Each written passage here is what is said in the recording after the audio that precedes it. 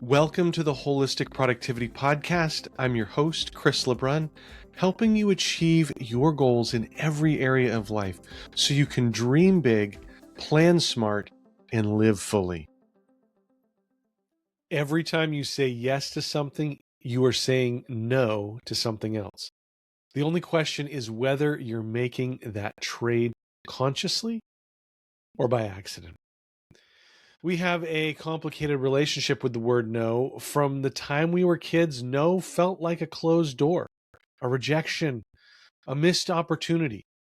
And so we learned almost without realizing it to default to yes. Yes to the extra project. Yes to the committee. Yes to the favor. Yes to one more thing on an already full plate. Because yes feels generous and capable and like we are showing up for the people around us. But here's what nobody tells you about all these yeses. They're not free. Every yes you give to something is a no you are quietly handing to something else. Your time, your energy, your focus, these are finite resources. When you say yes to one thing, you are taking those resources from somewhere. The only question is whether you are making that trade on purpose or by accident. For a few years, I was an adjunct teacher at my alma mater down in Texas. I taught advertising and public relations classes for them. And honestly, I loved it.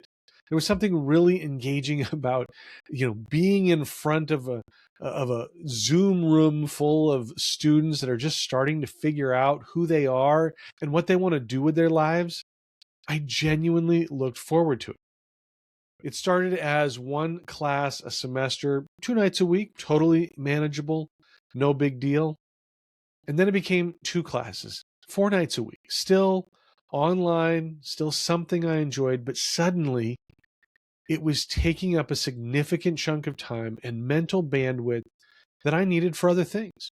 Projects I was trying to build, goals I kept pushing to the back burner, things that mattered deeply to me, but kept losing the resource allocation battle to a commitment that I had made before those things became a priority. I didn't want to quit. I wasn't burned out. I still cared about the students and I loved being part of the university again. But I had to be honest with myself. This yes, as good as it was, had become a no to things I cared about more. So I stepped away. And that decision, as hard as it was to make, created space for exactly the things I had been saying I wanted to prioritize. The projects moved forward. The goals got real attention. Not because I suddenly had more hours in my day, but because I stopped giving those hours to something that was no longer the best use of them. That's what intentional people understand that most people don't. They are not doing less, they are protecting more. The no is not a closed door, it's a gate, and they decide what gets through. Now, I want to be clear about something. This is not permission to become someone who never shows up for other people. Generosity is a value worth keeping, but there is a difference between being generous and being overcommitted. Generosity is a choice. Overcommitment is what happens when you stop making choices and just start saying yes on autopilot. The most productive, most fulfilled people I know are not the ones with the longest resumes of commitments. They're the ones who can look at their life and tell you clearly and confidently why everything on their plate is there. So here's what I want you to sit with this week. Look at your current commitments, all of them, every single one. And for each one, ask yourself this question. If someone asked me to take this on today, knowing everything I know about my current priorities, would I say yes? If the answer is no, that tells you something important, something worth acting on. Saying no is not a closed door. It's how you keep the right doors open. One of the things I don't often say no to is learning. I love to learn. And that's probably not something my elementary school teachers would have bet on when I was a kid. I remember thinking, I cannot wait until I'm done with school so I never have to learn anything again. Now, as adults, of course, we know this isn't true. There is so much learning and continuing ed, even after school. What I've come to realize is I liked to learn. I love to learn. I just didn't like school.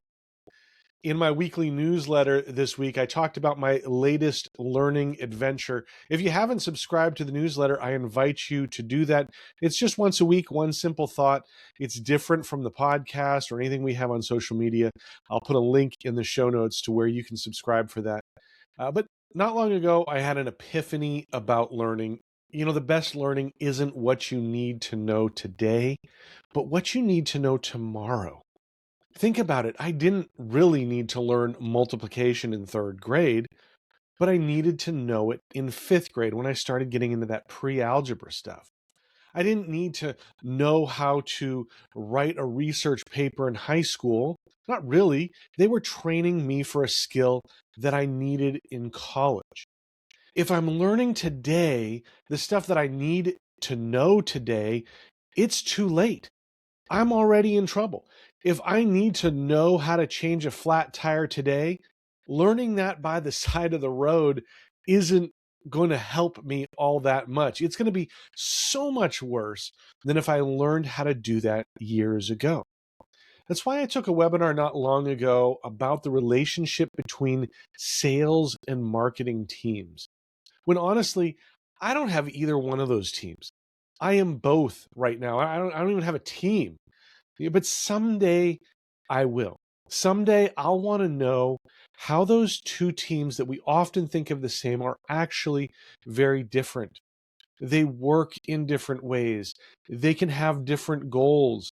And even though they are connected, they have different metrics. Sure, there is lots to learn that is sort of evergreen, some sort of skill or mindset that I can plug in at any time and benefit from. A lot of the books that I read fit into that category. I've definitely gone to conferences where I learn something that I can use immediately, but I firmly believe that at least some of our learning should be proactive. You've heard of the idea of failing forward, the idea that your failures are opportunities for learning and growth. But I think that we have to learn forward as well. We have to be intentional and proactive about saying, what am I going to want to know in 6 months or in a year? And then say, how can I get that knowledge now? Back to the webinar on sales and marketing. Wouldn't it be better to know where some of the potholes are in setting up those teams before I hit them? I can build my sales and marketing team now to intentionally avoid the common mistakes that others make rather than having to fix them after the fact.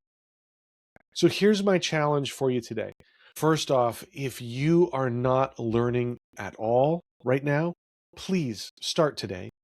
Get a subscription to Audible, go to the library, take a course or get a certification, or I don't know, listen to a podcast. Well, you're already doing that. So maybe, hopefully, you are learning something. But if you are already prioritizing learning, start thinking about what you're going to know down the road. Start learning those things now. Maybe it's not a huge amount of time.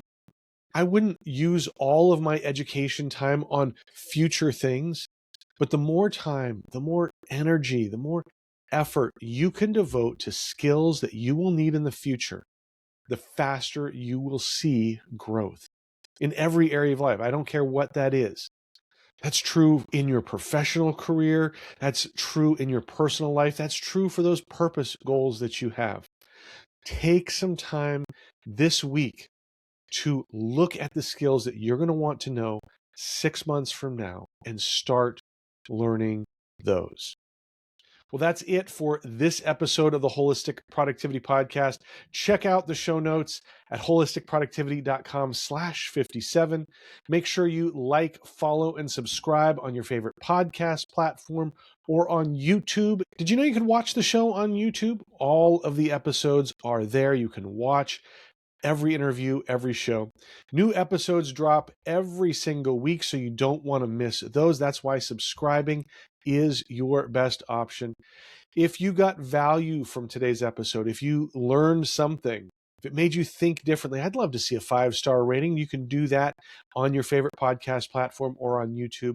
That's the best way to help other people find this show, and that just helps share the content that you are learning from with others. Follow at Wholistic Productivity on Instagram, Facebook, Threads, LinkedIn, YouTube, and Substack. A lot of great productivity tips and motivation throughout the week. If you have not checked that out, do that today. I would love to get feedback. Again, social media is great for that. I'd love to hear what you're thinking about the things that I am sharing. And another way of doing that is joining the Holistic Productivity community. It's absolutely free. There's a link in the show notes where you can find that, but it's full of great people, literally from around the world, who are helping each other on their goal journey. There's tons of resources available. And like I said, it is free. It's a great way to stay accountable and motivated. So check out that community. Link is in the show notes. Again, thank you so much for listening. I love that you are here. As always, the reason that I do this, the reason that I spend this time with you is to help you dream big, plan smart, and live fully. And I can't wait to see what that means in your life. All right, take care. Have a great week. We'll see you next time.